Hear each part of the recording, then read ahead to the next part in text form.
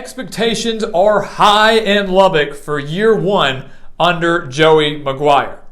But the million-dollar question is, will he deliver? So welcome back to the Gridiron Expert, guys, ready to break down, analyze, and predict Texas Tech's schedule and record for this upcoming college football season. A season, guys, where Texas Tech does enter with a lot of excitement and a lot of momentum. The Red Raiders fired Matt Wells midway through last year, but managed to get to a bowl game, beating Mississippi State in dominating fashion in the Liberty Bowl to finish 7-6. Joey McGuire now comes in, an excellent high school coach, an excellent recruiter, an excellent offensive mind, and has restored a lot of excitement in this football program. When you take a look at the numbers, guys, brought to you by College Football Encyclopedia, Texas Tech returned 61% of their production from last year. That is good for 79th in the country. So not great, but not horrible. They ranked 56 nationally offensively, 86 nationally defensively. We're going to start with the offense here. Everybody is saying that how Texas Tech could have one of the best offenses, not just in the Big 12, but in the country. 56 last year. Not great. How much better can they get? Well, with offensive coordinator Zach Kittley, they could do extremely well. Kittley was the offensive coordinator at Western Kentucky last year, where Bailey Zappi, his quarterback, lit up every opposing defense and set major FBS records for yards and touchdowns. So can he do the same with Texas Tech quarterbacks, whether it's Tyler Shugg or Donovan Smith, who led them to that bowl victory over Mississippi State? You look at the defense, guys. 86 nationally last year. This is where they have to improve. They were pretty good against the run. The secondary is the area of concern, where Texas Tech gave up 268 passing yards per game, which put them at 119th in the country. They have to improve their defense against the pass. If they can't do that, they might not be getting very far under Joey McGuire. You take a look at their schedule, though, guys. We do think they open up the year with a win over Murray State, 1-0. They then take on Houston in week 2. And the key thing here is the fact that Texas Tech gets the Cougars at home. Now, last year, Texas Tech beat Houston 38-21. This was a Houston team last year, guys, that won 12 games. Was the AAC runner-up and then beat Auburn in their bowl game. And my logic is, look, if they can win it last year, Texas Tech can definitely win it this year. No doubt about it in my mind. Clayton Tune, great quarterback for the Cougars. Houston, still going to be a very solid team under Dana Holgorsen, but I still think Texas Tech's going to be too fast and too physical. So they beat Houston, 2-0. A ranked Houston team, we should add. 2-0, and now the excitement has really taken off for Joey McGuire. If you thought they were excited in the preseason, you start 2-0 with a win over a ranked Houston team who might end up being the best American team in the country, best Group of 5 team in the country, period. Expectations just got high. People come back to earth a little bit in week 3. Texas Tech will lose to NC State, a team that at this point in the year will probably be a top 10 team. Devin Leary in this passing attack for the Wolfpack will light up the Red Raiders secondary. And then you look at NC State's defense, guys, and you see they have 9 starters coming back. They're solid at all 3 levels and are so tough. Texas Tech, despite how great their offense might be, I think is going to struggle to move the ball against the Wolfpack, especially on the road. They will drop this game. So they beat a ranked opponent. They lose to a ranked opponent. They're 2-1 going into conference play. That's where things get tough, guys. And that's where I think things are going to start to mellow out for Texas Tech. Kind of a crash back to reality.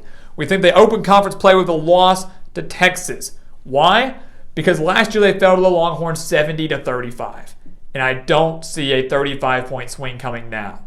Yes, the Red Raiders finished strong, should be improving, but so is Texas. Great quarterback now in Quinn Ewers. Yes, he's a freshman, but very high expectations for him. Bijan Robinson did extremely well against the Red Raiders last year. Expect him to do so again, and Texas' defense should be improving. I don't think they're going to allow 35 points more out of Texas Tech here, guys. Texas should win this game. Should be a little closer. The Longhorns still to be the better team. They get the win. The Red Raiders then go to Kansas State. Kansas State, guys, we've been saying for a while now, if you want a dark horse candidate to maybe slip into that Big 12 championship game, it's Kansas State. No doubt about it. Very solid run game with Adrian Martinez and Deuce Vaughn. I think the Texas Tech defense is going to struggle with that and that RPO offense that Chris Kleiman and Colin Klein are going to have in Manhattan. The game in Manhattan is going to benefit Kansas State here with home field advantage. The Wildcats won by 1 point in Lubbock last year, 25-24. And my thing is, guys, the Wildcats are getting better. Red Raiders could be too. The Wildcats are improving. They have home field advantage. They can win last year on the road. They can win now at home. So give me Kansas State.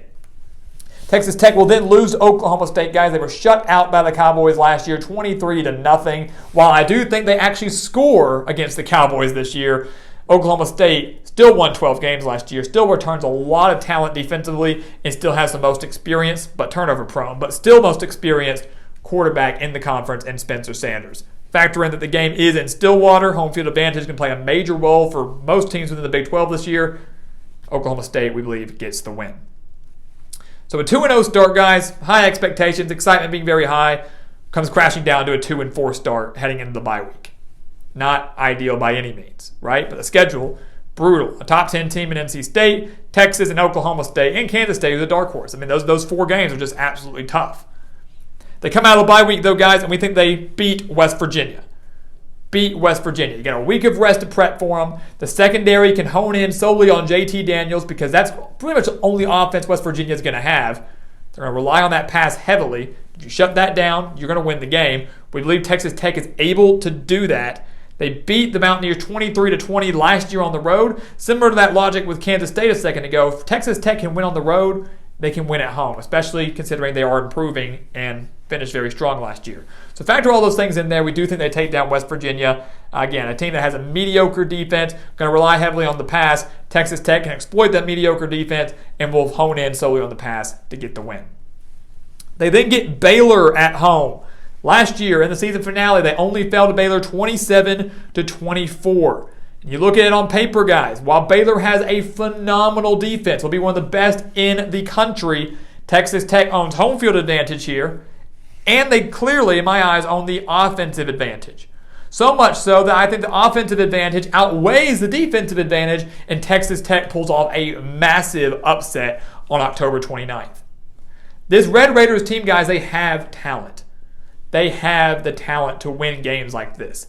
And you got a Baylor team here, guys, who's good, but I think sputters on offense. The next week, Baylor plays Oklahoma. The Bears could be overlooking Texas Tech in preparation for Oklahoma. They'll look ahead. And I think the Red Raiders in Lubbock, potentially at night, beat the Bears.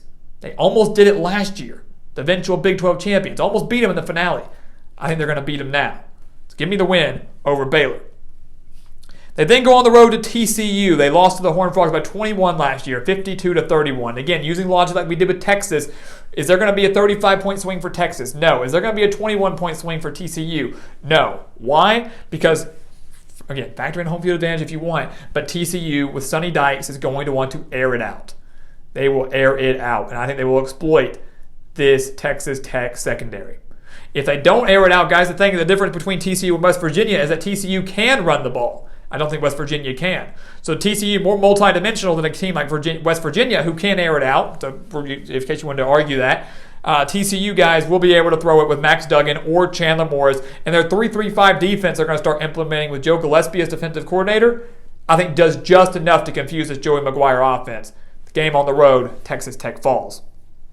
They bounce back, beat Kansas, beat them 41-14 last year. Kansas getting there under Lance Leipold, but still a major rebuilding project. No need to touch much on it. So you look at that, guys. Texas Tech now has 5 wins, 1 win in their final 2, and they're going bowling, which really would be the expectation this year. Unfortunately for Texas Tech, we don't have them going bowling. We think they dropped their last 2 games. We think they fall to Iowa State. Yes, they beat the Cyclones 41-38 last year thanks to a, 62-yard field goal as time expired. Unbelievable finish. But now it's on the road in Ames, one of the most difficult places to play within the conference. Senior night for Iowa State, if that wasn't motivation enough. Iowa State potentially fighting for their bowl hopes, if that wasn't motivation enough. And Iowa State definitely owning a major, major defensive advantage here. So you look at the Baylor-Iowa State games, guys. We're giving them the win over Baylor, despite Baylor owning the defensive edge. But Tech owns the offensive edge and home field advantage. Iowa State here owns home field advantage and the defensive edge. Tech only owns the offensive edge.